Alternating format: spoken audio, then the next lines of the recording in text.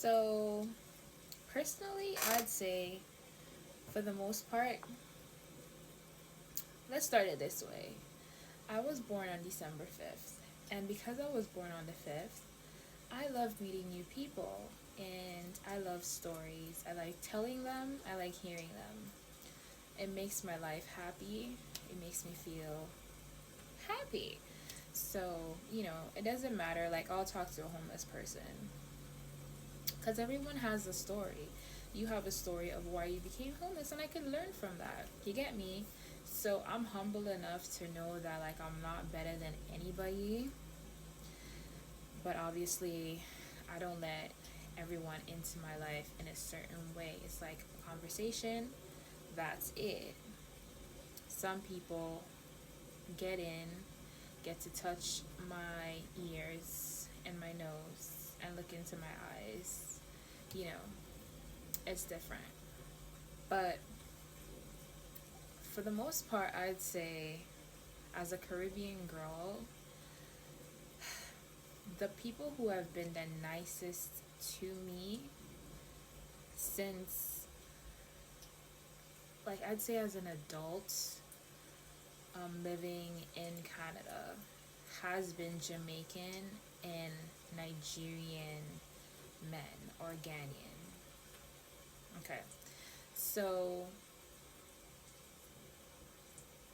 it's been like crazy because people can be nice today and then like not nice tomorrow. But my favorite type of people to, um, I'd say, to have met has been Nigerians. And I'll tell you why. When I was, and I think I've told this story before, when I was 17 years old, I may have been 16 going on 17. I read the book Things Fall Apart by Chinua Achebe, which changed my whole thinking of marriage and life in general, because in the book Things Fall Apart, Okonkwo, who's like the main character, I hope I'm not butchering his name, and I met an Okonkwo before. I met him on the nude beach in Center Island, and that was interesting for me because I've never met any guy named Okonkwo before. Anyways, that's a different story. I have so many stories, which is why I like doing this. Anyways, so in the book Things Fall Apart, Okonkwo had three wives. Um, you know, the way they did things, it wasn't God they listened to, it was ancestors. So it was like so different for me to read such a story. It's like, wow, because growing up Catholic, like a man's supposed to have a wife, it's one man, one woman, and those sorts of things. And then you hear one man has three wives and he's shooting after one. And it's just like a lot in that story. If you've read it, I feel like the saddest part was the ending for me when he basically killed himself. But I feel like that was like a big part of it, just seeing how things have changed and not being able to tolerate such softness after being like such a strong willed, rule with the iron fists type of man. So while I don't agree, I understand. Some people just like can't deal with like the change, and some people, they're just okay with moving in a direction that is beneficial to who, right? But anyways, Nigerian men, like, I feel like the reason why I've dated a lot of them, not a lot, but enough, I'd say like three, is because of the way they know how to like treat women. Some of them, not all. I'd say mainly like the older ones. Like, personally, I've always dated guys that are like quite a bit older than me because I'm very mature for my age. And let's just put it that way. So like I have only brothers. So it's like if I'm dating you and you're reminding me of my brother, something is wrong here.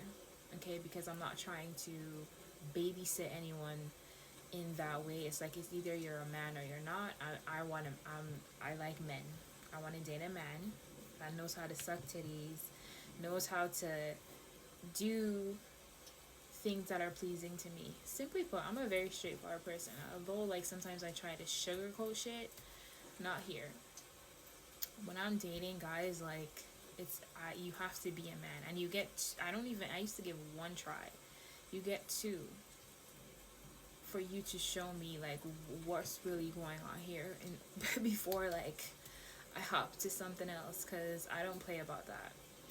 Anyways, so my longest relationship was with like a Jamaican guy, and he taught me a lot of things. He was like really the best boyfriend that I've ever had. Like he used to drop me at work, pick me up. He just understood that I need love and care, and he just knew how to take care of me. He was 10 years older than me when I dated him. I was 19 when I met him. And no, I was 18 going on 19. On my 19th birthday, we went to see a movie that had just come out. I'm not going to say what movie, but that's a love story for another day. He was just like the sweetest. And initially, I feel like I didn't really like him as much, but then I ended up just like really liking him, and we were together for almost 4 years before everything went south. But yeah, he was the best. And then a Nigerian guy that I dated, same pampering treat. Like he used to just cook for me, pick like I feel like sometimes a lot of the time, if a man likes you, he gets to understand you right away. He understands like what you want, what you need.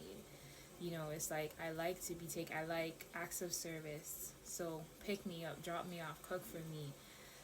I'd say I like gifts, but like thoughtful gifts. Like I feel like the gift you could give me is just like quality time. So top two for me, like love languages, I'd say it's acts of service and quality time. Like if I like you, I want to spend time with you, and I need you to do things for me. And that's not hard. Like you see, I'm not out here saying I need a Range Rover, I need Chanel bags, because those things, although they're nice, like I've just never been the type of person that has to have these things to prove my worth. Like I already know that I'm fine as hell. I already know that like I am beautiful, smart, like I love myself. And I've had boyfriends that have bought me Dolce & Gabbana, Louis Vuitton bags, and where are they now? I literally gave my mom like both of those bags, because it's like I don't even know how much those bags are. When I got those bags, like from my boyfriend, I was working at McDonald's at the time, so it's like I can't even afford these bags. You get me? I feel like for me to want to rock those things, I have to personally be able to afford them on my own. But anyways, yeah, the best people. Ghanaian guys are nicest friends. Like not like to me, not to date, not to date. My favorite like right now is just like a real man, and that to me has come from one, a Jamaican who was my longest relationship, and then Igbo Nigerian. Let me make sure I make that distinction. He's Igbo, was Igbo, is, he's not dead. We just aren't together anymore. But yeah. Now I was gonna say the lies that they tell me to kind of like lure me in. It's like there's nothing I won't do for you, and all these other weird things that they say.